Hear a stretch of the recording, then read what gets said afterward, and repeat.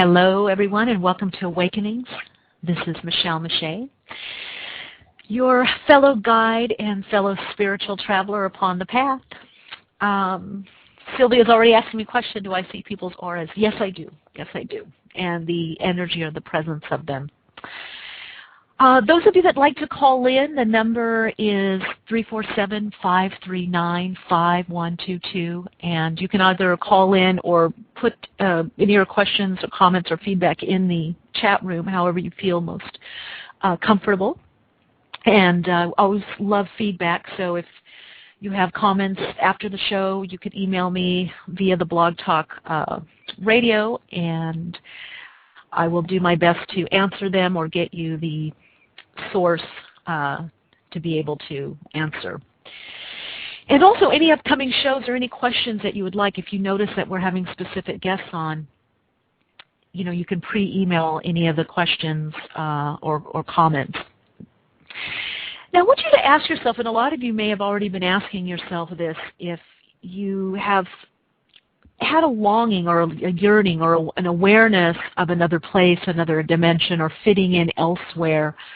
I used to call it when I was growing up, you know, I'd look back at pictures, whether on my own or with friends, family, or even we had a group high school photo, and I was always looking up to the sky or looking around like, what's going on? What's everybody doing? So if you are looking around in your life, like what's the big deal, or just kind of puzzled, if you look back at some of your pictures and you notice there's a puzzled look on your face, or disengaged, or not quite seeing what everybody's making a big deal about, or what's so important, or even seeing things that others are not seeing, this is definitely, I think, a show that's going to answer some of those questions.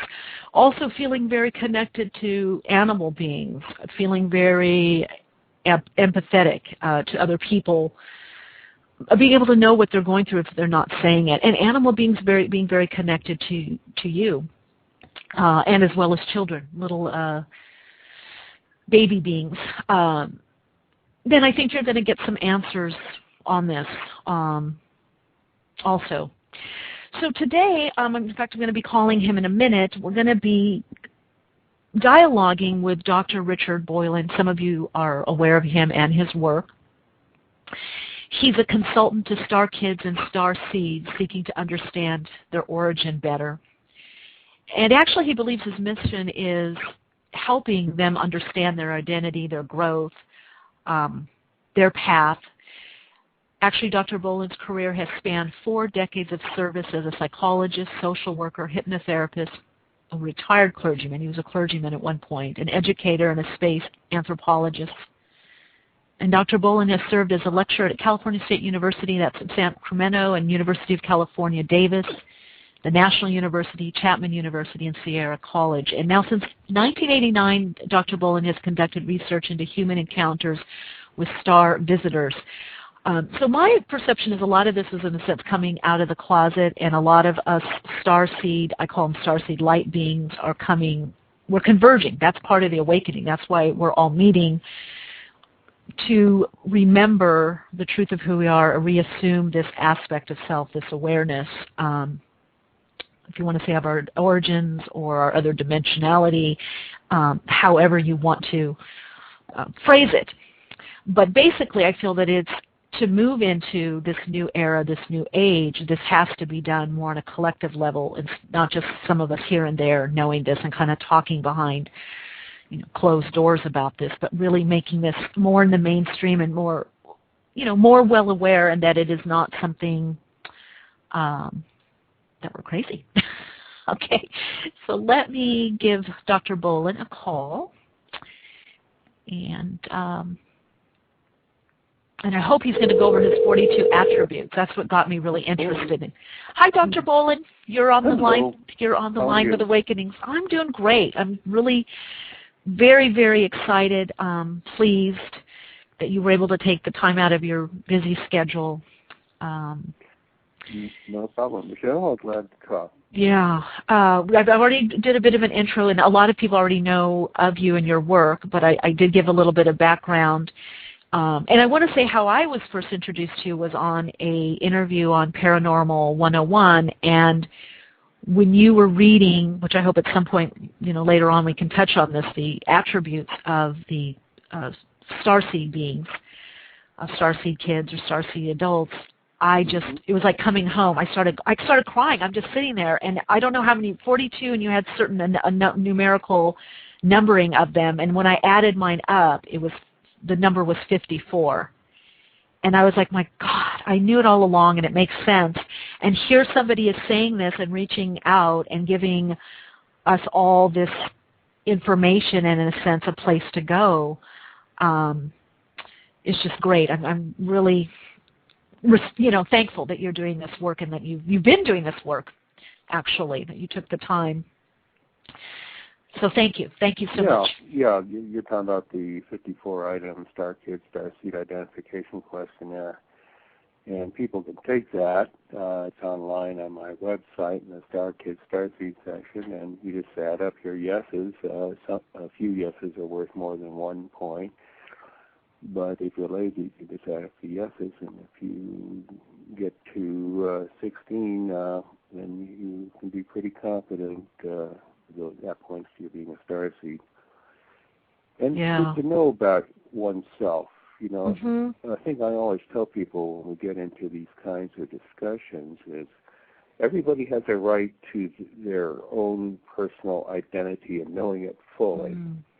Just like an adopted kid wants to know what his real parents were like, there should really be no compartment of ourselves that we haven't looked into and discovered fully what we're made out of, who we are, and what we can do. Mm-hmm. Why do you think it was it's been so underground for so long? Well, money talks, and the cabal, the geoplutocratic cartel of controllers that manipulate governments and society on a global scale have spent billions of dollars over the last half-century suppressing information about UFOs, and needless to say about star visitors being here, and even more needless to say about a number of people being transformed by the star visitors being here, including biologically, some of them by their parents having some reproductive material borrowed, and well, in our terms, we'd say gene spliced with a little bit of star visitor genes, so that the resulting kid really is much more advanced. They grow up faster, often brighter, and have double handfuls of psychic abilities, tend, in many cases, to have more robust immune systems, tend to process information more rapidly and in novel and different ways than many school teachers are ready for, and some of these kids awry of the school system because they're sitting there drumming their fingers while a teacher tells some of the kids 4 plus 4 equals, and they're already looking at permutations of that, or talking about history, and they know differently because the star visitors have shown them something. We know the real history. Yeah. Right. The unveiled history, so these advanced citizens, and many of them have been around long enough to be grown-ups now, although the real wave came in the late 80s, is the best I can measure it, the tidal wave of star kids. But some are around to be starseed adults, and some are fewer, or even been around long enough to be starseed senior citizens. So we're here, and it's good for folks who are just getting on board this subject to look at it and look at themselves, because in my experience, the kind of people that are drawn to these kinds of discussions often kind of at an instinctual level recognize that this is something about themselves. Yeah, that's what touched me so much when I, since now have been reading your material as well as, in the interview. It almost seems to be there needs to be one of you in every school, because a lot of times, the kids start speaking. I know I did, and I years ago taught preschool and kindergarten, and though I did have some children that knew things, remembered me from other lifetimes. I mean, they would just come up with stuff uncensored, and I would almost cringe when other teachers came around because I thought, oh no, they're gonna, they're gonna condition it out of them and say you're making it up or you don't know anything, and that seems to be what happens. Kind of people start getting fuzzy and not remembering because you're told that you're making something up, or this is impossible, or you can't know that, or you can't remember that, or that doesn't exist. Oh yeah, all of that kind of stuff. And a lot of the star kids are starting to get rather good at sort of being like secret agents. They go underground and have one life for the teacher and the classroom, and another life with their friends after school in their neighborhood, where they're feel a little freer to be themselves, and they can talk and trade experiences when they find fellow star kids to chat with. And it's too bad. Yes, it'd be wonderful if there were a star kid counselor in every school. It'd be wonderful if we had in every community star kids and star seed adult workshops to make people aware of this phenomenon and the reality and all of the stuff that's been covered up for many decades. But it's true, people find this erupting in their own lives, and one of the most striking and repetitive things I hear from people when they finally kind of catch up with this and they're talking with me is, they say, my God, Dr. Boylan, you're the first person who's made sense out of me my whole life. I've been a mystery to myself, to my family, and everybody around me, and now finally I understand who I am, why I am this way. Yeah.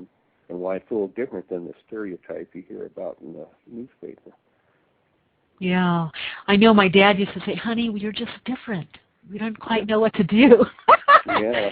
I mean, they didn't squash it, but they kind of didn't really know what to do. And, you at least got half of a break. So many families squash it.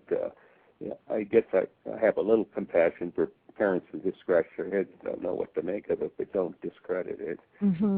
But how much nicer, and I've known a number of star kids who are growing up in families where the parents are star seeds and know what it's all about, endorse their kids, understand them, encourage them, even teach them. I mean, these kids just explode out of the box with that kind of nurturing environment, and that's what we need to have on a wholesale basis in this society. Yes.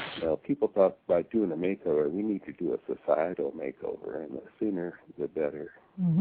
I agree with you. Yeah, that would be amazing to have parents or someplace to go. I know you do some, workshops, and there's, only one of you. But by the way, are you helping people or training people to kind of go out in the field, maybe to do this kind of stuff? I don't know, hold the space, I guess. Well, at two levels, yes. Okay. First of all, there is actually more than one of me. Our Star Kids project has several people. Mary Broadwell, a nurse in Australia, is vice president. She holds workshops there. And Marion McNeil is a hypnotherapist in Texas who talks with people and does the work in her circle.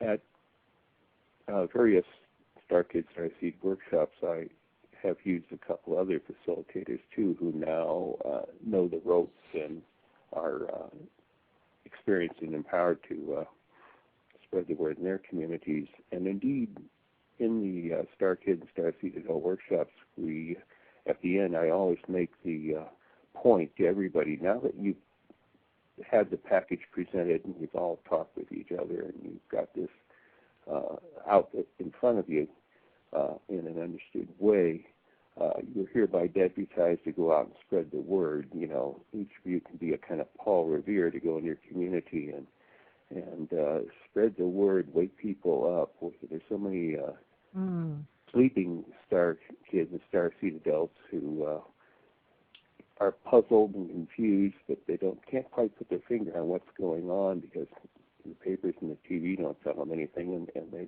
just haven't put it together yet. But once a starseed person kind of openly witnesses and speaks up about this, other people kind of sheepishly come out of the closet and say, well, now you mention it, I just see the psychic experience too that it seems to come around me or I accidentally generated.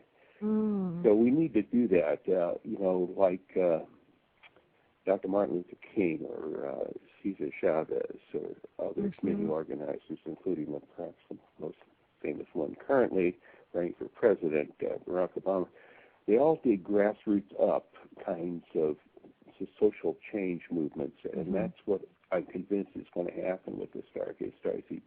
We can't wait for President Bush or the next president to say, I hereby officially recognize the Star Kids and Starseeds are real. It probably isn't going to happen. It has to come from the grassroots up, one person awakening the next, and that multiplies, and that multiplies, and that's how I think it's going to get done.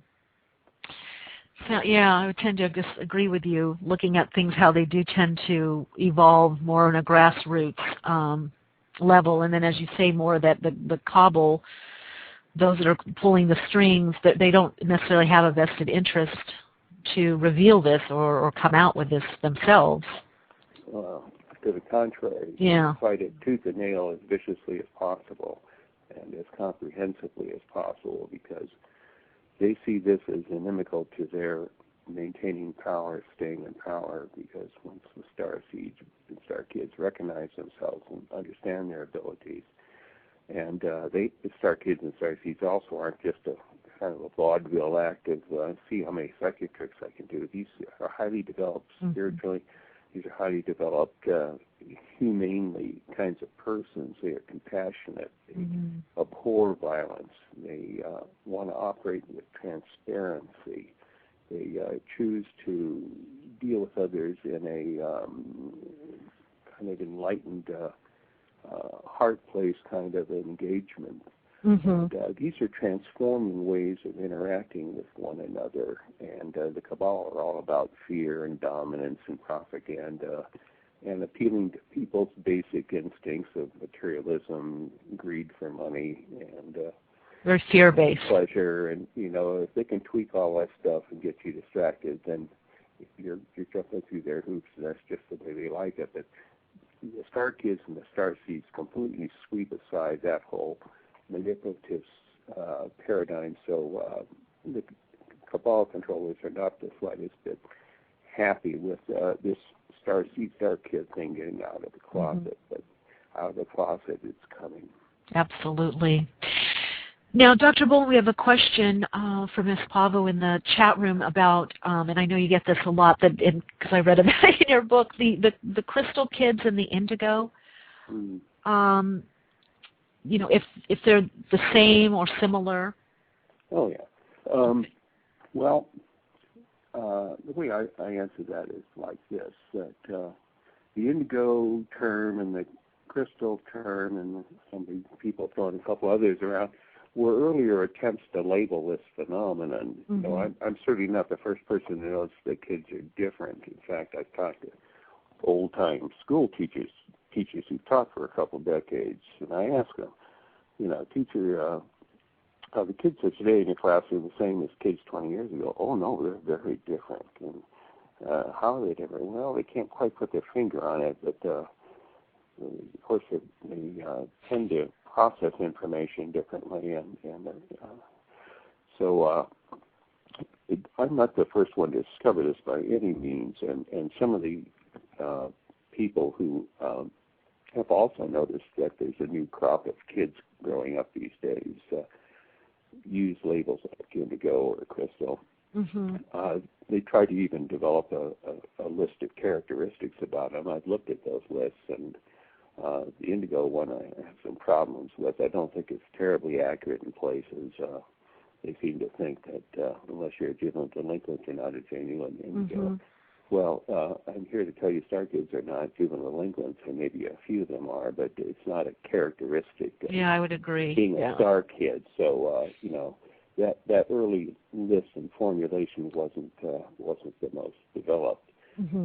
I've really done, scientific research on this subject, and the people who developed those labels earlier did not come at it from a scientific research kind of a way, as sort of ad hoc. So, those were perhaps good faith efforts, but I think the Star Kid formulation, with I list 54 characteristics. There are more, but I didn't want to exhaust people. It's certainly much more thorough and comprehensive way of describing who these people are. And the other thing is that in these earlier labels, they do not speak to the star visitors, our extraterrestrial fellow citizens, nor do they speak to the star visitors intervening with humans, and that star kids and star seeds, many of them are either advanced because they have a speck of star seed genetics in their overall genetics, or because some of them are a star visitor incarnated as a human this time around, but keeping enough of the old kind of memory and energy level and abilities that they brought with them into this human lifetime, that they operate at a higher level than an ordinary human would. So the star heritage of these star kids and star seeds is critical, and to leave that out of the description, I think, really is only half the story. So I really prefer to work with the star kid and star seed adult labels as much more fully descriptive of what's going on with these people. Well, for me, it really makes sense and indicates, because to me it's more all-encompassing. Also on a metaphysical level, the indigo is it's simply the mental plane, the mental realm. So perhaps coming more from that space than an emotional. Yeah, I agree. I would think it's more, more complete. Now, if you can share a little bit, how did you get on this journey of this being your path, your mission, and how did you, where were you when you started seeing these children? You've been doing this for a long time, 30 years now, so you're the go-to guy, Dr. Boylan. It's true, because there's not much research. You've done quite a lot of research on this. Yeah, before we get too far down the road, I suppose I should mention the website address so people... I put it in the chat. Perked up by this. Okay. Those listening live, too, which there will be some. www.drboylan.com. That's drboylan.com. And a ton of information there. So anything we don't touch on today that you want to know about, you can find there.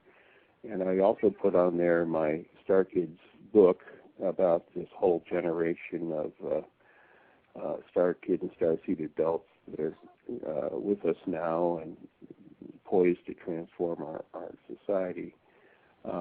Is online there too as a online free book. All you need to do is go to that link in the Star Kids section and download it or read it online as you may choose. And a ton of information there, as I think you can attest to. Now, my start in this voyage, I guess I'll say I started out as a mild-mannered psychologist and, for about 30 years of professional life, and then I started to run across something that they had never talked about in grad school, and certainly did not prepare us for professionally, and that was UFO phenomenon, the fact that UFOs not only zip through our skies, they land and people get out and come up and talk to humans and interact with them, and in some cases take them for a ride and show them things and explain things to them. And I had known about a UFO reality, having been being around for many decades, and old enough to remember when my parents were talking about the Roswell saucer crash in 1947, and I thought, gee, that's neat. People from another world here. And then in 1952, when the Zeta craft flew over the nation's capital night after night in July of that year, and then big headlines and photographs in the papers, and this is before the UFO cover-up. Whoa, they're here and they're letting us know. Then, of course, next year they clamped down with the UFO cover-up, and that's the last honest reportage we had on the subject. And whole generations have grown up now. I've never seen an honest headline. But too late, some of us who've been around for a while remember the days when they reported the news of UFO sightings like the weather, just another fact of the day. Wow, they really did. Yep. They did. Yep. Wow. Yep. Yeah, you go back newspaper archives before 52 on back, you will find that. And there were whole citizen clubs excited about, night watches looking for saucers after work and so forth. You won't hear a whisper about that, but that was the atmosphere in those days before they clamped down with the cover-up and trotting out scientists to ridicule us and giving alternative false explanations for what people were seeing. But fast forward to 1977 when I saw my first UFO with my own naked eyes when I was hiking with a friend, and he and I saw one about a couple thousand feet above our heads. And there's nothing like seeing one for yourself to end the debate about whether they're real or not. That's for darn sure. So true, yeah. Yeah, and then fast forward again to 1989. I started getting people coming into my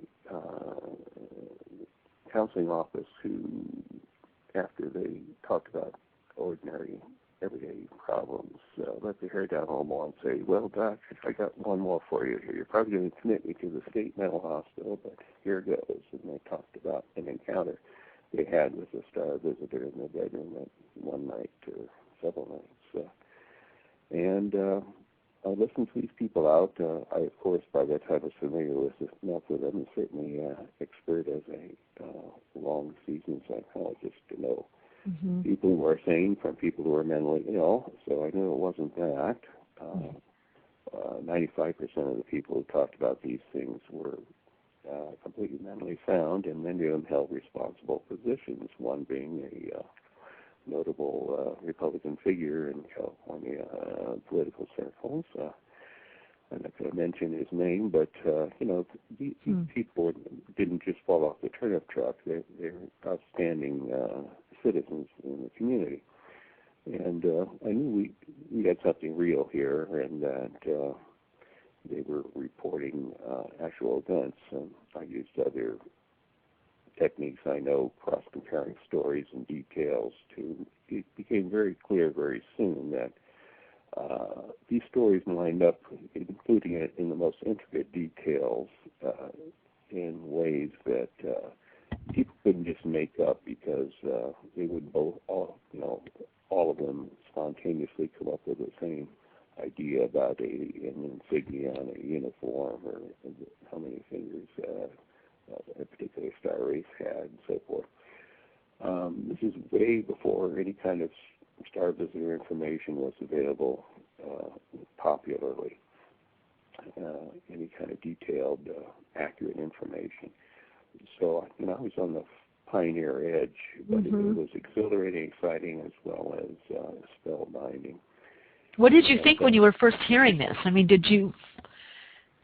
Well, I knew that UFOs are real, and obviously people were flying them, so star visitors are real. I was aware of earlier reports of encounters, Benny and Barney Hill, and Incident Exeter, and so forth, various reports, but I'd never met any of those people who said they had those experiences, and being a cautious scientific type, I waited for the evidence to come in. Well, it came in right in my lap in my office as person after person came in.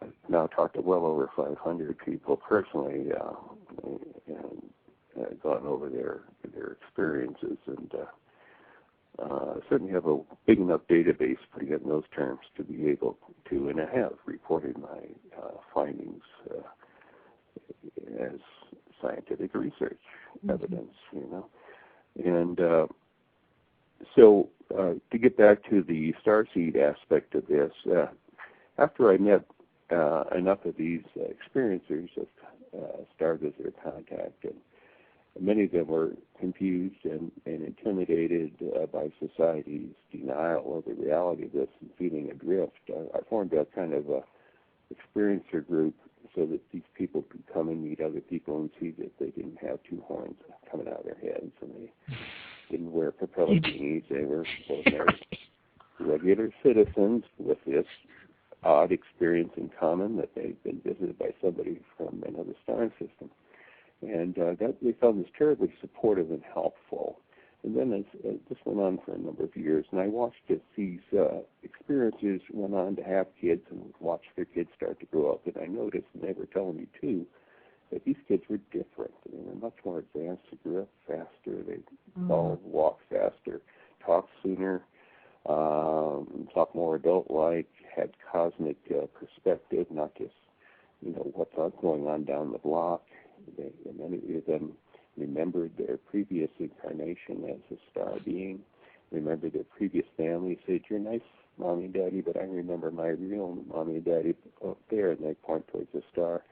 This kind of stuff goes on over and over again, and I knew we had a new breed of human happening here. And then I started to look around, and the more recent years started doing some field research and started to kind of systematize these accounts. And that led to writing the Star Kids book and the statistics. I did some field research, a sampling technique, and extrapolating it to the U.S. and to the global population. And it's pretty gripping. Let me just give you a couple samples. You can see the progression of star kids and star seeds into our society. When you talk about people who are over 60 years old, such as I am, only 1 in 8 was a star seed. And of course, nothing in society supported that awareness, so they were kind of sleeping star seeds. Almost none of them were aware that they were star seeds in those days. And they've really only woken up more recently as this phenomenon's kind of come out of the closet a bit, at least in the UFO community. So they would have the attributes, but not sure what that meant then. Yes, exactly. Then you get into the middle-aged crowd, 45 to 60, or 1 in 5. But again, most of them asleep in those years growing up. You get to the younger, mature adults, the 30 to 45 crowd. Almost half, 45%, are star seeds. You get to the young adults, the 19 to 29-year-olds, 2/3 of them are star seeds. Wow. You get to the teenagers, 13 to 18-year-olds, they're high schoolers, 81% of them are star kids. Oh, it's exciting. Hold your seat. Now you get to the kids, infants to 12 years old, the preschoolers and the grade schoolers. 96% are star kids. Wow. Not all of them are awake, and many of them are not, but many of them at least know they're different.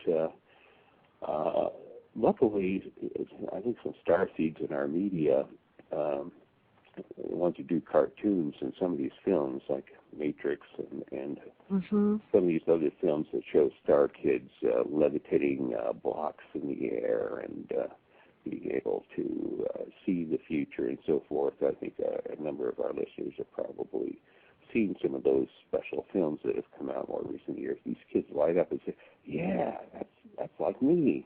Of course, the films portray it as an interesting story. It's not a Star Kid documentary. But I'll tell you, these kids light up because for the first time they see on the screen kids doing what they can do, and they don't feel so weird anymore. So true. And, some of the cartoons you see, kids are playing in the backyard, and a star visitor comes down and joins the play circle, and it's unremarkable. Oh yeah, well that's what's his face over there, Joe or whatever name they give it, the star visitor, and you can come play with us too. And those kind of cartoons, again, kind of support the ordinariness of these kids' experience of having a star visitor actually visit them. Mm-hmm. And here they see it on the screen, again, as a story, but at least it's out of the closet that far. Mm-hmm. And so it's, little bit by little bit, our society is becoming more awakened and supportive of UFO reality, and the star visitors are real. And then the last shoe to fall is they're here among us, and their presence here has been transformative of very, very many humans. Mm-hmm. Last night or the night before, ABC, there was a UFO special that really finally stopped.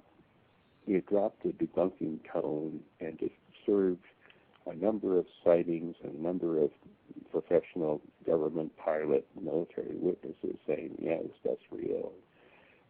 They're here in our skies. And so slowly, creepingly, agonizingly, the main media is starting to get around the edges of this phenomenon, begin to start talking about a bit of it, at least, as reality. Mm-hmm.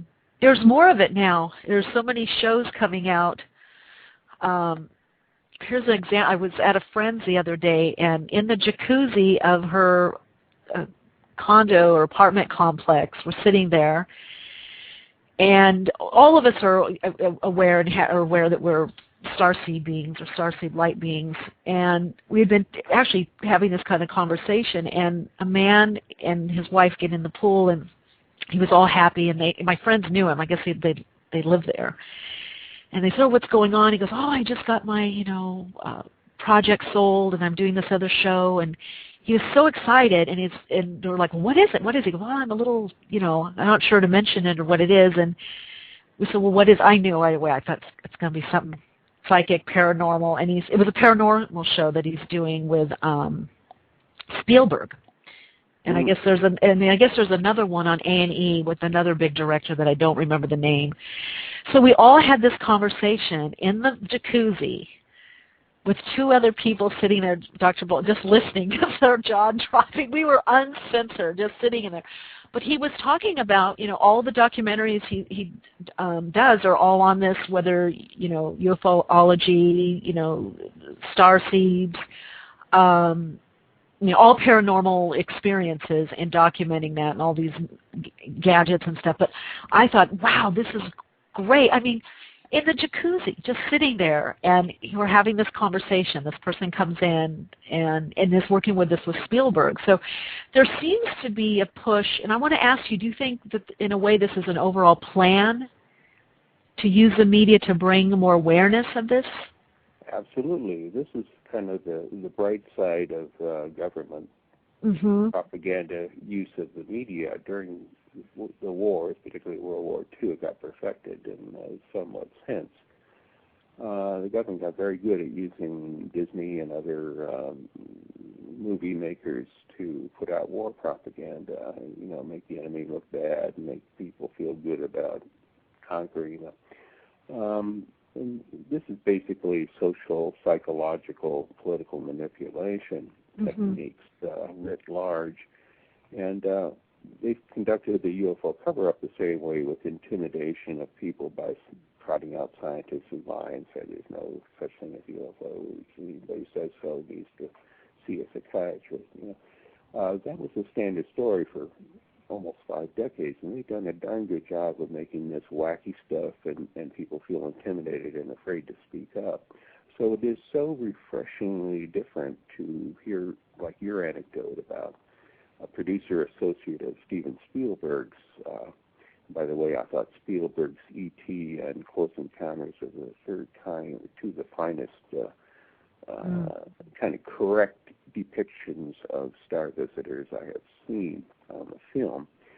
But it's so refreshing to see this producer associated with Spielberg's talking with you starseeds about you and you guys being open about being starseeds. I think it's going to make him bolder to go back to Stephen and say, hey, Stephen, we don't need to pussyfoot around this as much as we thought we had. Yeah. I was talking to a bunch of star seeds in the jacuzzi, and they're out loud and proud and out in public.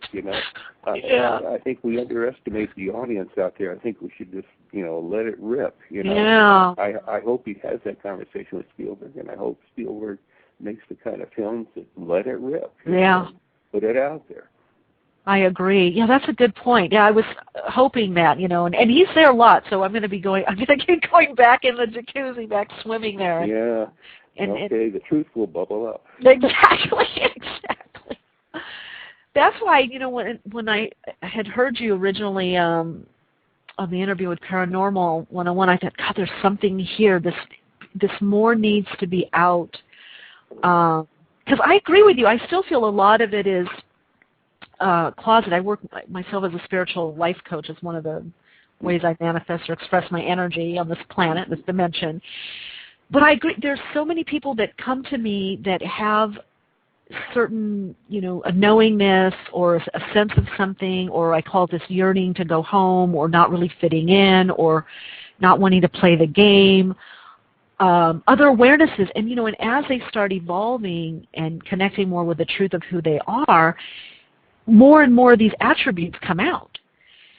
But they don't really have, there's no structure, nowhere to go, with it. They end up having, and maybe you can speak to this actually, they end up having trouble being around the other types of people that are either not awake or are, what would it be, just more human form? Well, I've tried to develop some vocabulary here, and I talk about ordinary humans versus starseeds. And yes, they are, genetically they're technically slightly two different species because one operates at a much higher level than the other. And it isn't just stuff like psychic abilities. We're talking about sensitivity, and I'm not talking about emotional fragileness. I'm talking about a kind of psychic ability to pick up the energy level of the person next to you, how they're feeling, whether they're putting out good vibes or bad energy. What their true intent is, right? Yeah, well, it's just without even trying, it's like you walk near a blast furnace, you're going to feel heat coming out. You don't even have to try. You just navigate through a crowd of folks, and you can kind of pick up vibes and energy levels, and some of the starseeds can pick up on what people are thinking or what attitudes they're putting out without the person opening their mouth. And, it's a very sensitive environment. In such an environment, the starseeds all, tend to conduct themselves well because, we're operating in total transparency. It's like everybody walking around naked on a... That's right. Emotional, psychic, metaphysical level. We're all kind of open to each other and easily read. And then you get around the ordinary humans who think that they can have any dark thought or feeling they want because nobody can tell what they're thinking until they open their mouth, or they're running around kind of spiritually underdeveloped and carrying all these brooding turmoil kinds of feelings, unresolved issues, and they don't realize they're putting out kind of this mess as a kind of radiating field around them, and other people can feel it. And so it can be kind of tough at times to navigate with some regular humans who have this stuff, and even the ones who aren't particularly burdened.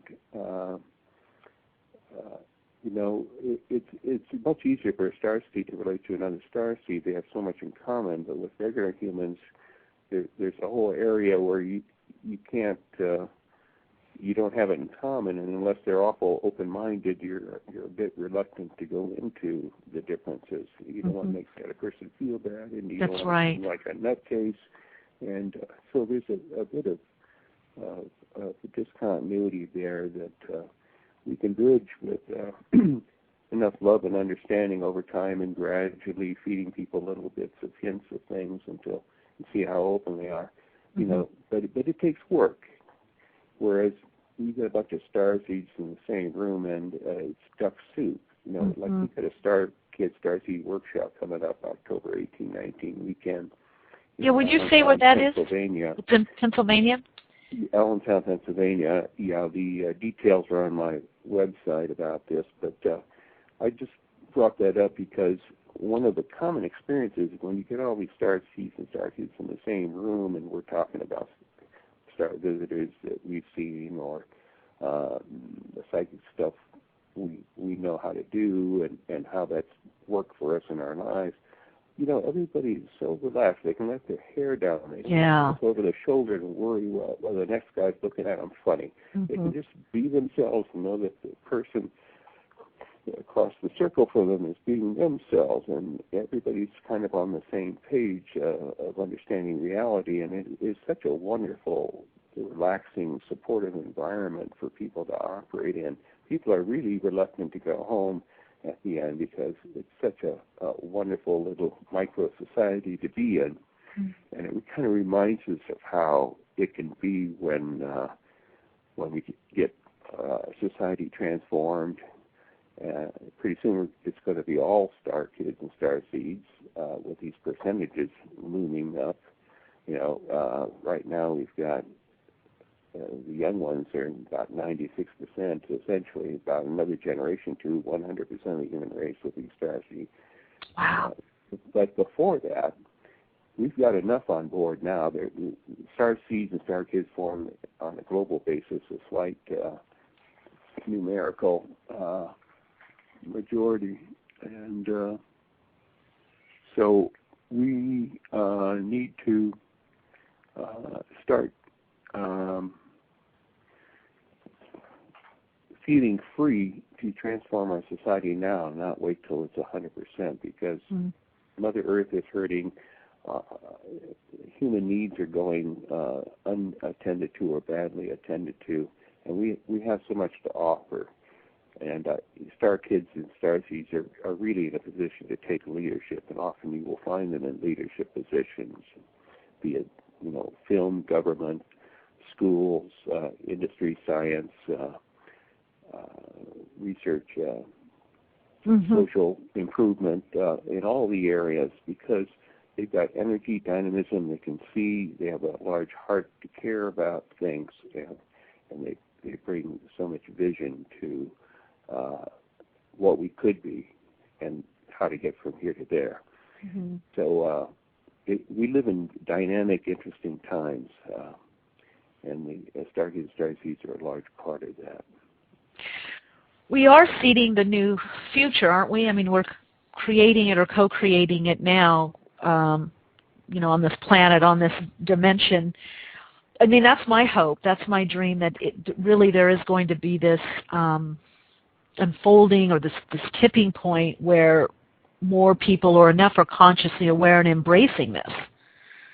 I mean, do you see that happening more and more with because you travel quite a bit with your workshops? Do you see a difference, let's say, from even 10, 15, 20 years ago?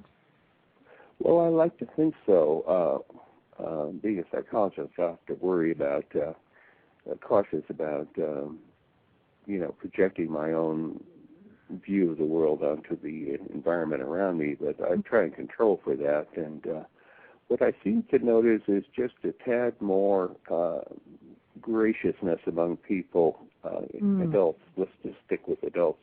Okay. In dealing with each other. I live in a rural community that, will never be accused of being on the flaming left fringe of society, put it mildly. Yeah. But even little things like people kind of holding the door for each other, even men holding the door for another man, which was not to be seen in previous generations or decades. So everybody for themselves, trying to be more gracious with each other. I certainly see the anti-war movement is springing from Starseeds, a lot of leadership there. When I went to some marches in Washington, D.C. with a woman who's a star visitor incarnated as a human, but barely. I mean, she has a lot of praying mantis star visitor qualities about her, and very large recollection of her previous existence and powerful psychic ability.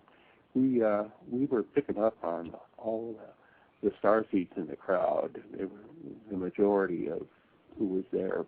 This is when it wasn't popular to be protesting the war.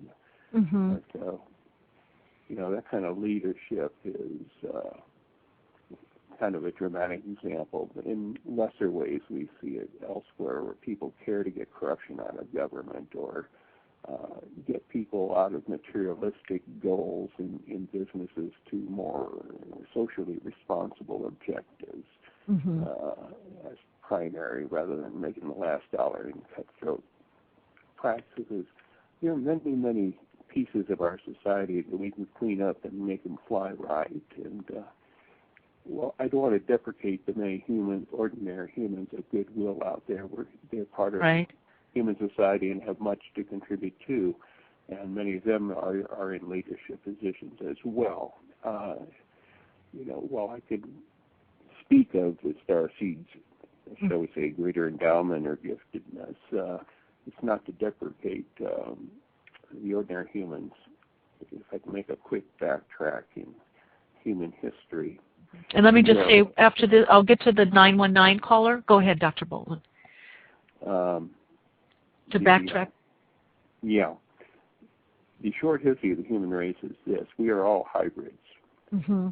Star visitors came down and crossbred a primate species with their genetics to create the first humans 350,000 or so years ago in Africa.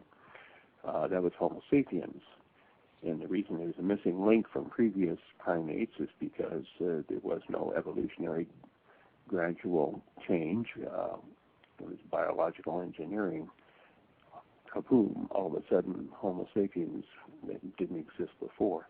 Mm-hmm. And they did this experiment about 175,000 years to run, and they saw still too much territoriality and aggression and so forth in the species, so they came back and did an upgrade to Homo sapiens sapiens about 175,000 years ago. And they spread across the earth and built many societies, but still too many wars, greed, materialism.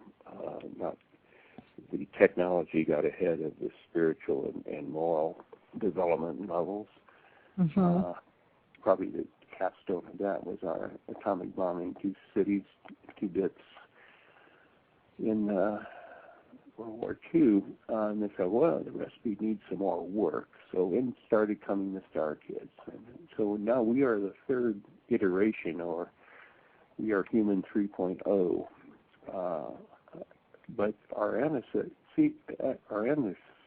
species, Homo sapiens sapiens, even Homo sapiens are hybrids too. So while we may be a better recipe of hybrids, we need not look down our noses at ordinary humans who have a tad of the star stuff to their recipe as well, and certainly are capable of, as we have seen, a very high principled, functioning spiritual achievement, peacemaking, creating a better world around them. So we need the best efforts of regular humans and starseeds pulling together to straighten out our society and let us reach our full potential. Mm-hmm. I like that. Well put. Okay, so we're going to go to caller 919-674. You're on the line. Greetings. Hello. Hello. Greetings. You're on the line with Dr. Boylan, and this is Michele with Awakenings. Well done. And I am pleased to hear that you have Councillor there. Wonderful. And what is your first name? This is Fran. He will know me. Hi, Fran. Oh, wonderful. Dr. Boylan, Fran is on the line for you. Well, this is a special treat because Fran is starseed. I know Fran. In fact, she's the gal I was mentioning. I hear you're doing well. Marching with, yes, in Washington. I am doing pretty well, and nice to hear from you. Likewise. I'm looking forward to the upcoming workshop in which a lot of people, even now, will be having a lot of healing and balancing so they can wake up and not feel like they're out of sorts, as it were. Yeah, I should mention that Fran is going to assist me in facilitating the wonderful. October 18-19 Star Kids Star Seed workshop. We're going to have a bunch of wonderful kids and adults there, and we're going to have a great time. And Fran is going to let her hair down and come out of the closet about her Mantis background as a star visitor before she came here for this lifetime.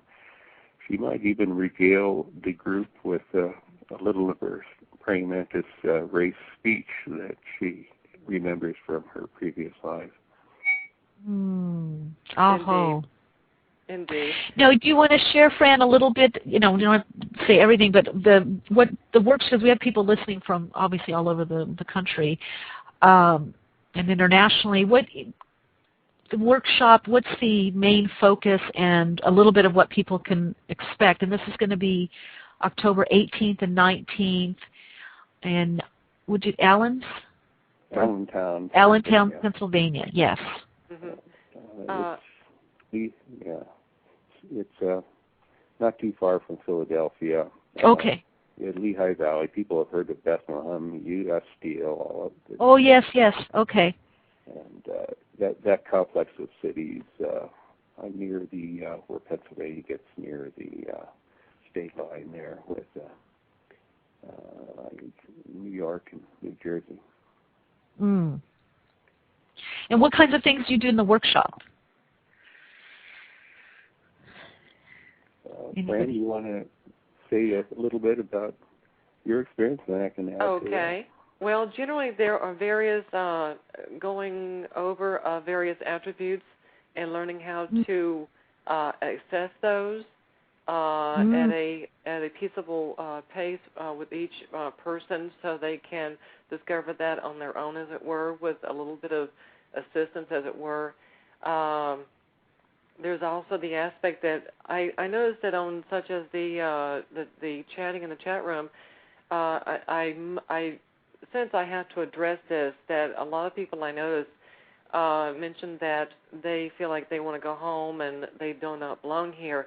I have to say to these people, yes, you do belong here, because you made a mission to come here to help assist other folks in humanity to help themselves heal and to evolve and to learn about their starry backgrounds.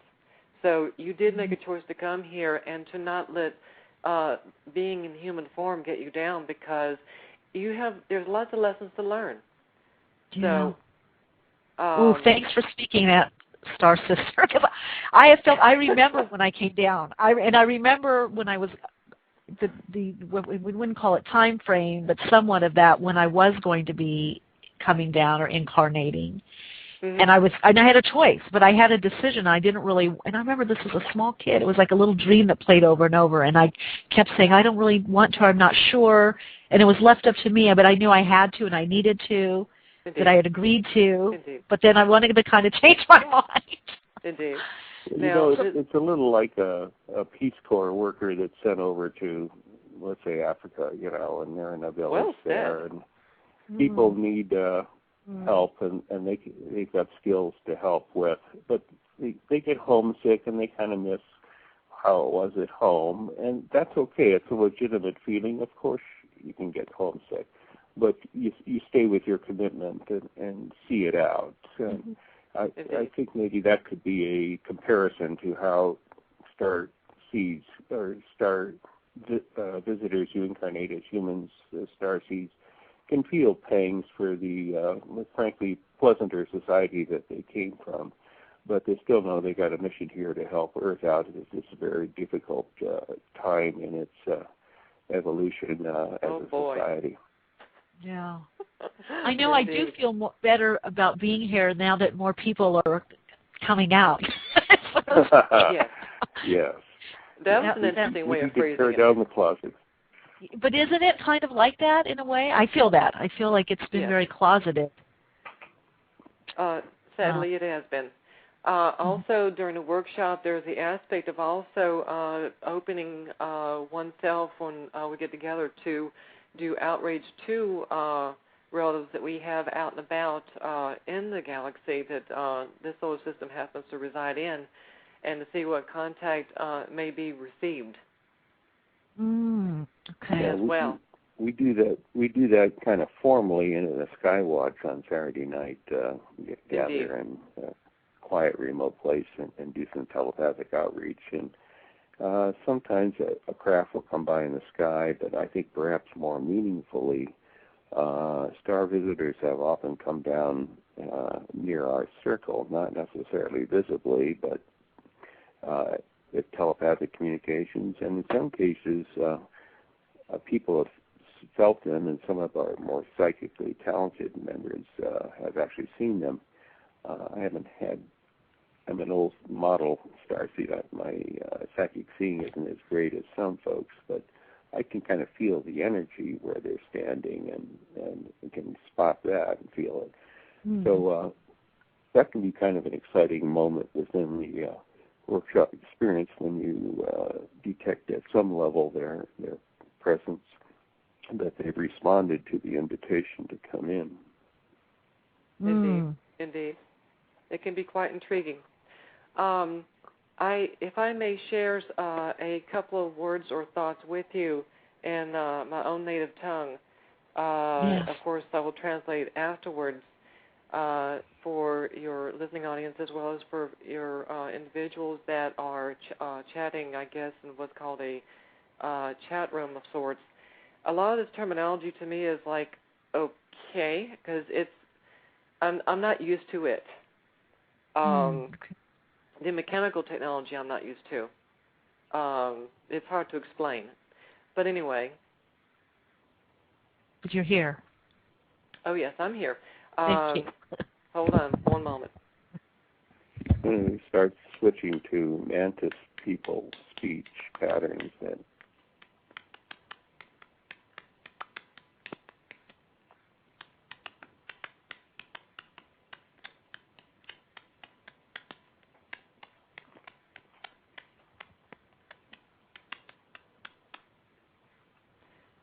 Okay.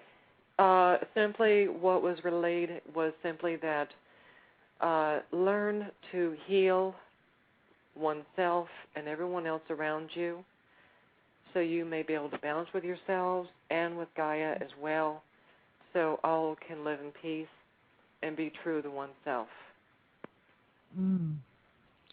Now, when you were doing the languaging, the speech, I felt a lot of energy in my heart chakra, my heart lung area. Yes. Felt a lot of tingling and opening there. That's because it's a message that comes from the heart center, as far as the human being is concerned. Okay. It's no matter what species a person may be, whether they incarnate as human or simply as their own original physical being to begin with. When one speaks from the heart, it resonates, and all that hear it know it. But ironically, for me, you mentioned about people letting their hair down and whatnot. Even that for me is a bit much because I find hair to be a real problem. I find fingers to be very peculiar, and so forth. Okay. So it wouldn't be maybe a different term for you than letting the hair down, right? Okay. Yes.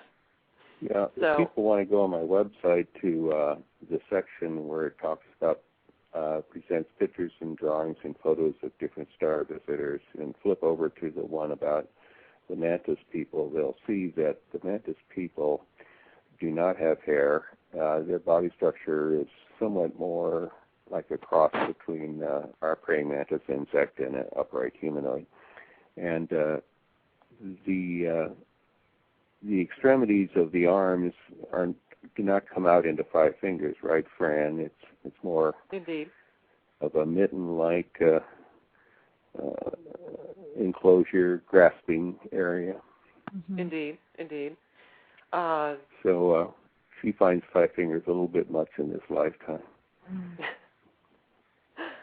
Interestingly enough, yes.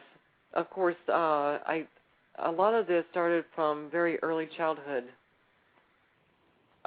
When you start from preschool and on up, and you're trying to figure things out, and basically the adults at that time are thinking, oh, you're just going through a growing phase.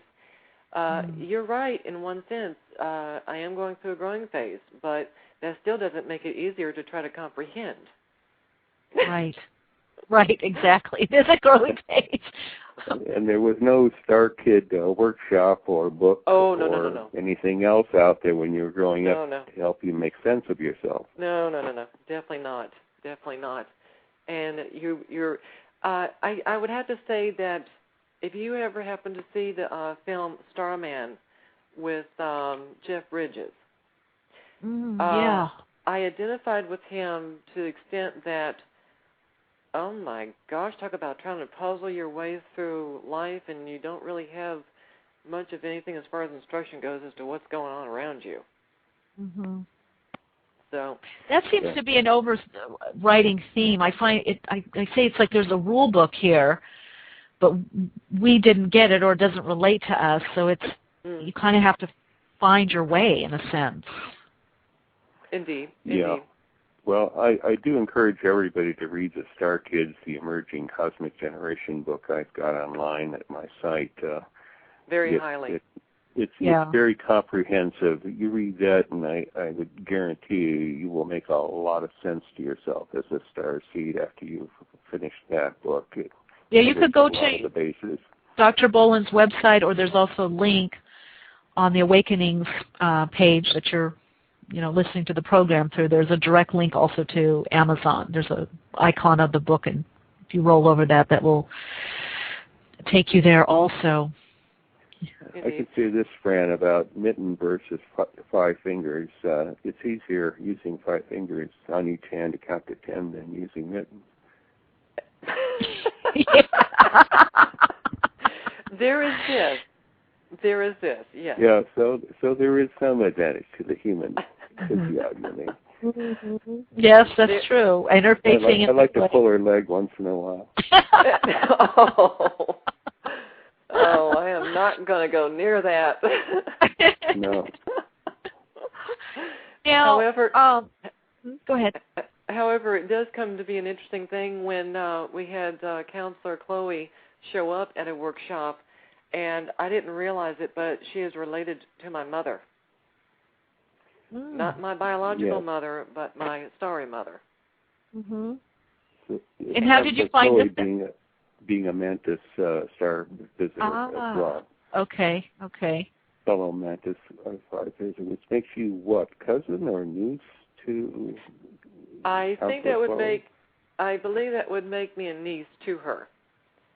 Okay. And so she's your aunt, Councillor Chloe, you might call her, in a family moment. Yes. And we have another caller. Fran, you want to stay on the line? I'm just going to open the other line. Well, that's up to you. I was about to let you go, but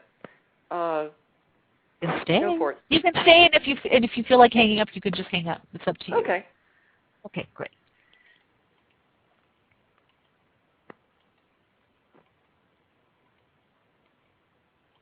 $706. I'm trying to. Okay,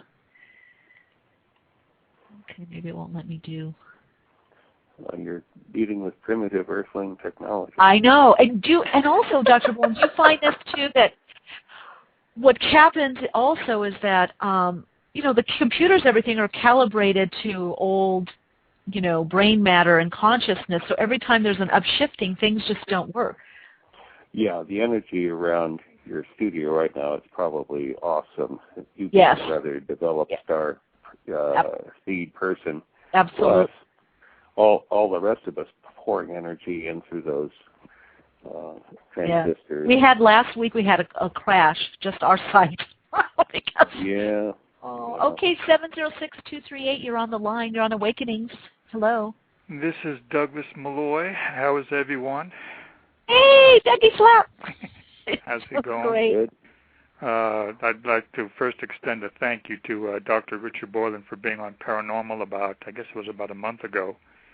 and I really enjoyed the show. I went in and downloaded all of the different psychic abilities that you have listed on your website as far as what we can develop. Mm-hmm. And it's and fascinating. of course, we have the psychic exercises section there too, a little listing of some suggested exercises that people can develop their psychic muscles with. Right. Because when you stop and think about it, is that when you look at all of those, and there must be close to about 50 different abilities, and the average person usually basically isn't in touch with very many of them, if any at all. Mm-hmm. And that to me is a very curious thing, because I was really surprised when the host, what is your name? Is that wrong? Michele. Michele mentioned she was 54 out of 54 of the questions. Steve and I were 30 out of the questions. And I thought that was pretty amazing that Michele is one of those individuals who's pretty much aware of pretty much everything involved within the context of who we are and what we can do, and it's pretty fascinating to me. That's why I started crying. That's why I'm telling you, this is like really coming home. That's a fabulous score. Yeah, and so it's from the healing to the animals. I couldn't believe let me tell you, I counted it 3 or 4 times because I took down each attribute, and maybe if we have time, if I tried to find the list again on the website, I couldn't find it, but maybe we can share it with our listeners. But I wrote down everything, and some were 2 points, some were 1 point. The only thing I'm not able to bring animal beings back to life. You biker. I know. Healing them. Yes. Yeah, the question is two-pronged. If you heal animals or flowers or things, that's a point. If you bring them back to life, that's 5 points, because that's major league. That's advanced graduate school when you develop the abilities to that level. But healing animals, healing people.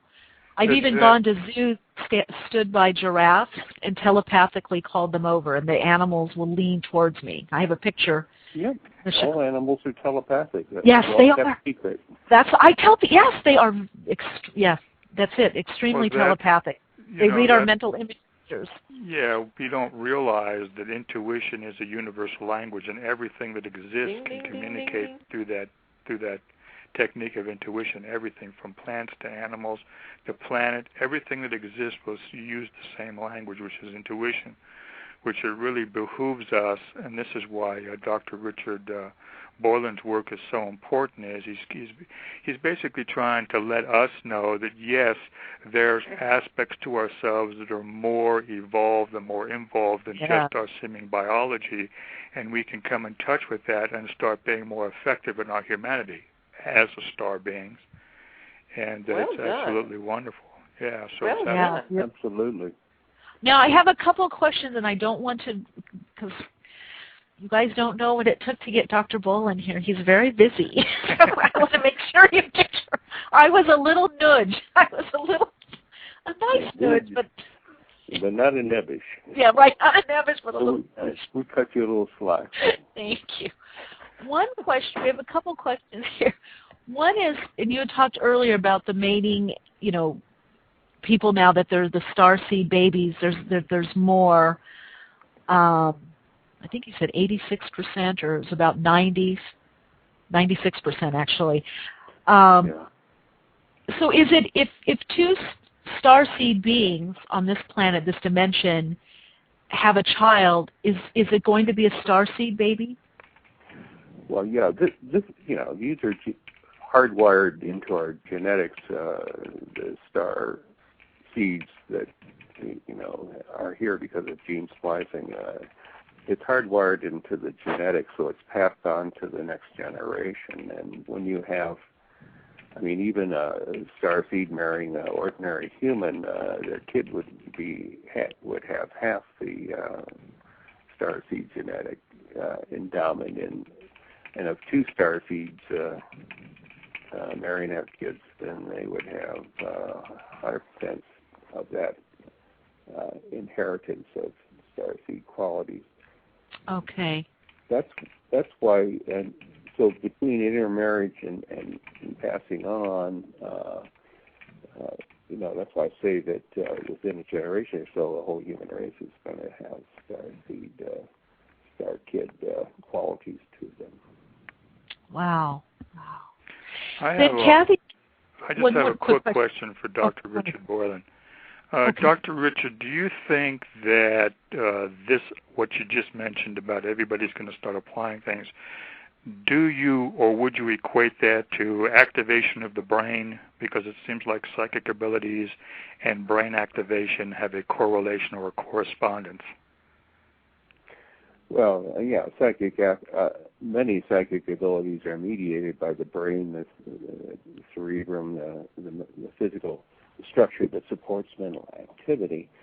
But I don't want to make all psychic abilities, products of brain functioning. Certainly intention and focused thought drive many of the abilities to happen, but there's others that are kind of endowed throughout our body, like the ability to feel empathically and project energy. It doesn't just come out of the brain. But the unfolding of some of the mental capacity that has not fully been expressed in regular humans is certainly happening with star kids and star seeds. They are brighter and, frankly, some of their brain structure and the shape of their head, their skull, to hold the larger development of the brain is pronounced enough that you can look at a number of today's kids and see that their heads are shaped a little differently than the old style kid. They've got a little more development in the front or on top, and these are areas where psychic and intelligence functions are housed in the brain in those areas. My friend Fran here, if she's still on the phone, could say a bit about this human brain structure from her perspective, coming from the Mantis People Society. Indeed. Well, for one, I'm used to having a lot longer neck to start with.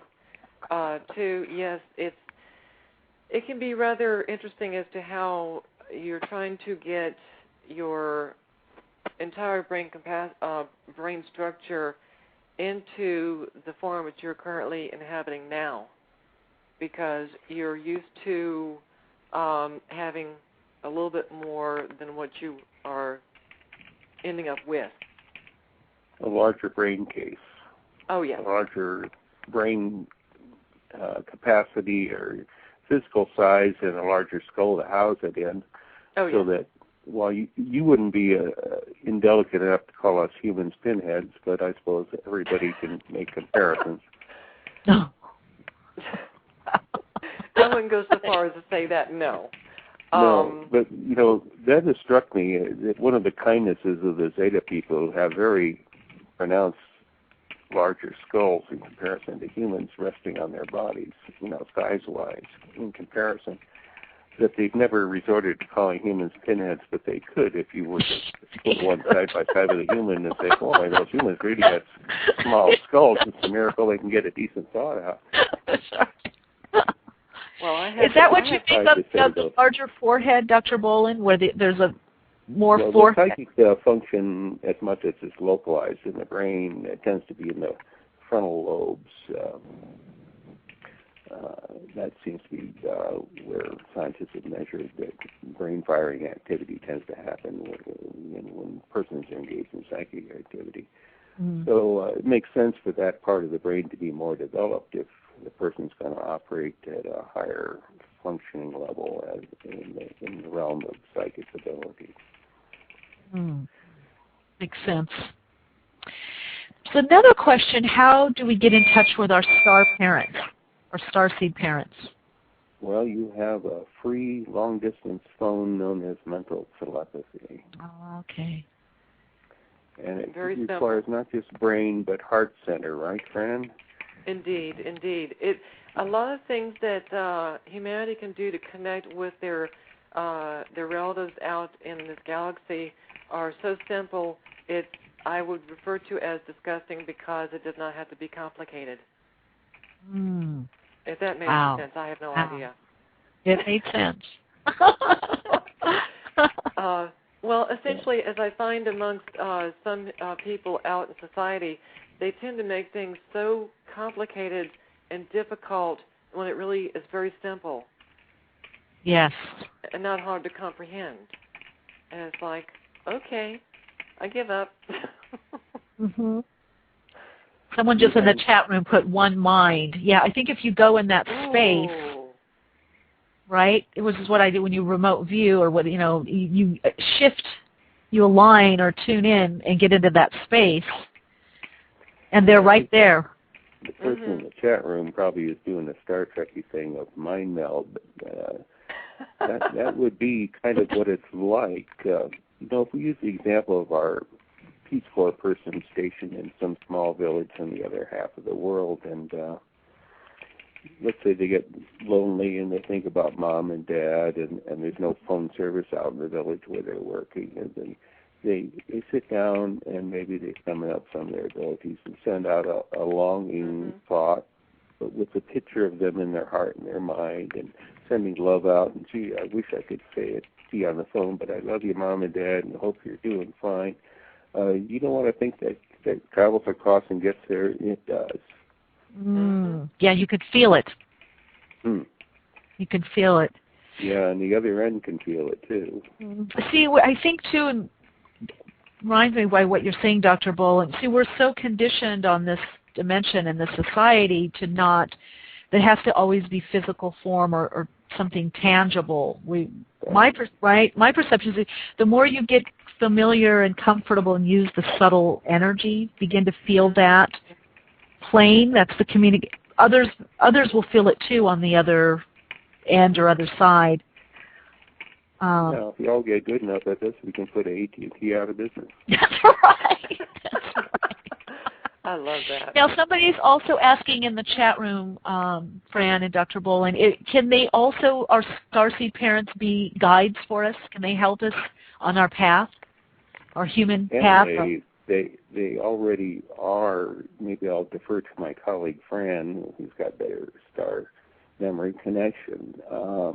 How frequent is it the case that a human is assigned a star visitor guide, Fran, would you say?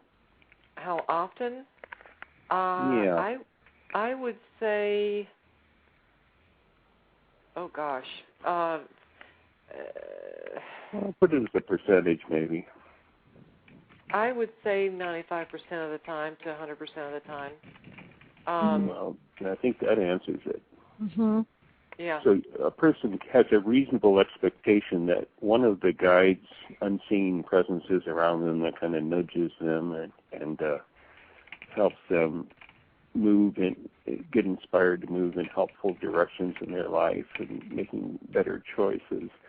They have reason to believe that one of those guys is a star visitor because these are very loving beings. There are billions of them, and they're very concerned about humans and want to be helpful without being intrusive. And so they cut that very fine line of trying to be present and trying to put little indications and feelings out without overwhelming you and taking away your free will. Would that be fair to say, Fran? Indeed, very much so. Also that if someone is in question as to whether or not they're being approached by a starry relative or not, is to send loving energy or vibration from their heart center to them and see what the reaction is. If it comes back in return, then that's very solidifies the connection between the two. Otherwise, whatever presented itself is going to be repulsed. Very simple. Wow. Yeah. God, I'm getting excited. We're really going for it. I can just see we're being telepathic again, and getting and trusting it. I think that's the one thing is to trust. Maybe you can speak of that, how to trust that your, energy or your missions, what you're emitting out is actually, because you'll feel it, but then people second guess themselves and say, I think I felt something. Yeah. I would have to say probably when I first started hearing from my aunt and other star folks, such as Councillor for the Watchers. He happens to be the reptoid species of the star folks. His energy is so gentle, it's unbelievable. As for my aunt, she is very loving and very caring. At the same time, she can put down a gentle foot if she needs to get a point across. That's not to say he doesn't, but hey. The difference. So you discern you're able to feel the subtle differences of their energy patterning. Oh yes. Okay. When you experience the energy that a star relative will express, there's no mistaking afterwards. There's no mistaking afterwards because you know who it is. As Councillor describes it, is called an energy signature. A signature meaning that marks that being, that intelligence. A distinctive pattern to the feeling of the energy.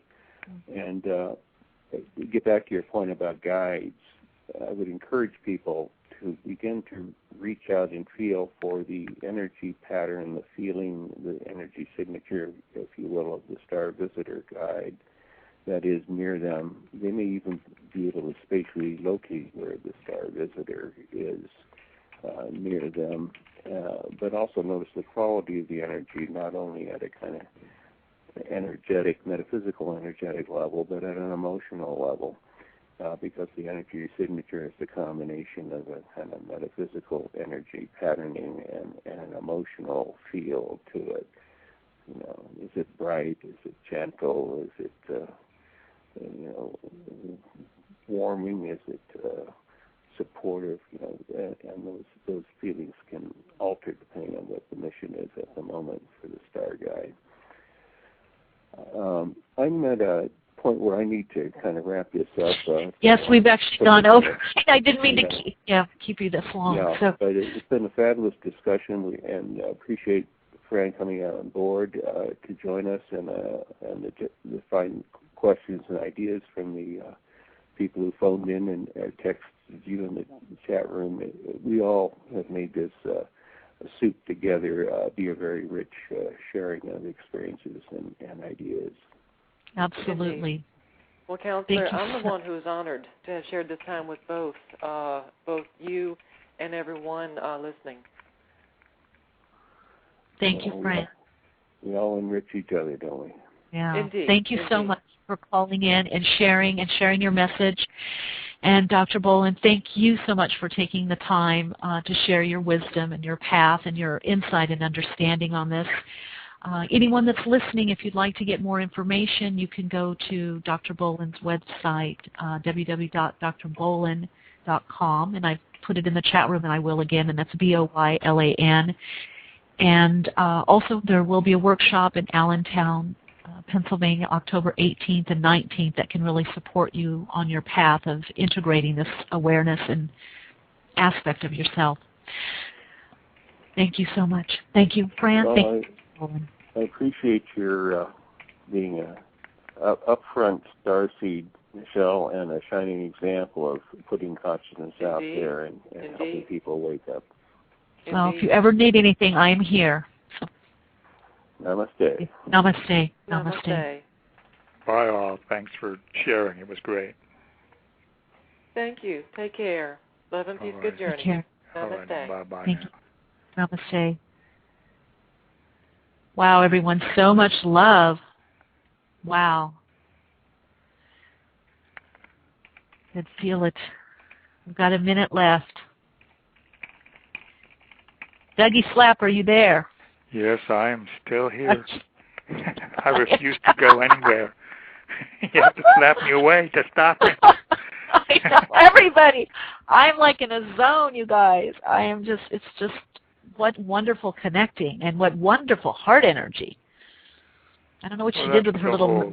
It's like everything is designed to open us up. I just would like to put a shout out there that Michele is going to be on my show on Saturday on Reality is Self-Defined, and then I'm going to be Michele's guest this coming Wednesday on her show.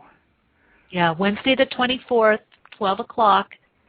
And as you can see, I kept getting emails to extend the show, and we extended it. And it goes quickly, I guess. So it just zooms right by. Yeah. Yep, like being in the twilight zone of consciousness. Ding, ding, ding, ding, ding, ding, ding, ding. All right, everyone. Well, we're signing out. Questions, comments, you can email me. Much peace and light. Take care. Take care, Doug. All right, you too. Bye-bye now. Bye-bye. Lots of love and light, everyone. Namaste.